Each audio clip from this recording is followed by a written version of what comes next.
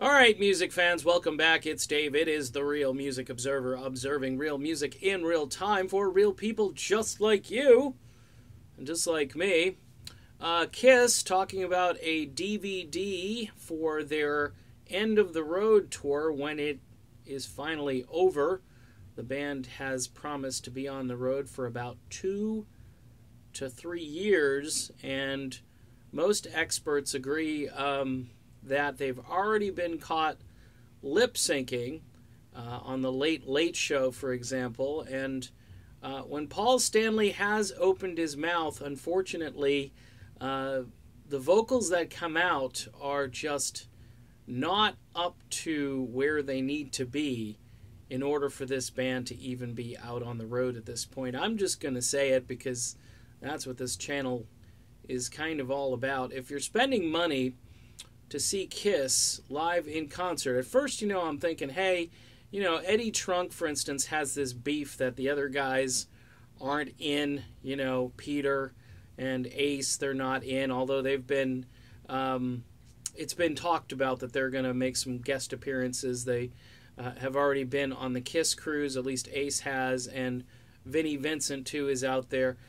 I could kind of care less about all that stuff. I know the old-time fans want to see all the old characters on stage and so forth, but at this point, can they deliver the music? That, to me, is far more interesting and important as a fan of rock, and we're watching a dinosaur band that really should have been declared extinct. And I don't mean that in a bad way. I think Kiss has survived this long because they've got these larger-than-life personalities, at least Gene and Paul, and you could say Vinny and Ace are also larger-than-life personalities, and all of that stuff kind of commencing with this huge box set that's selling for what, like $1,000 or something like that, that Gene is hawking out there. I mean, you've got to have some serious disposable income to need to collect that much and spend that much. But that's another issue. I'm just thinking to myself, 2 to 3 years of this, what are these guys going to be like in year 3, in 2021, on the road, still saying it's the end of the road?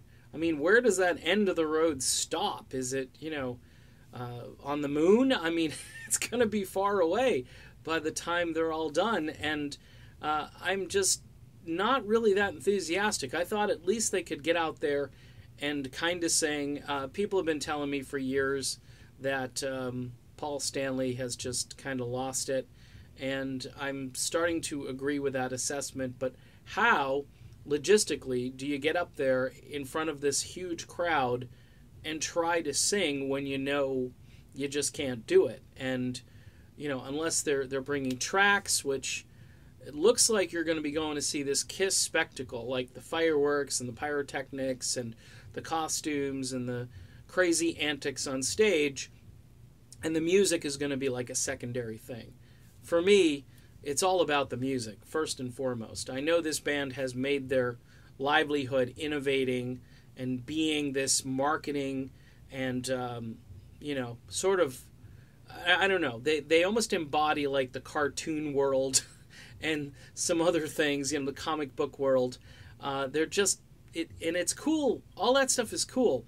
But at the end of the day, if you can't deliver the music and it's just fakery, I don't know how you pay like $200, $300 for a couple of tickets to go see this. I would just find a CD and crank it up because for me, that's the way I listen to music. I listen to music the way it was recorded, and hopefully if I'm going to go see a performance live, I'm hoping that they can kind of duplicate what they used to do on the records. And in this case, I don't think Kiss can deliver the goods anymore. So lip syncing, maybe just a lot of lip syncing for the next 2 to 3 years, and a lip synced DVD to go along with it.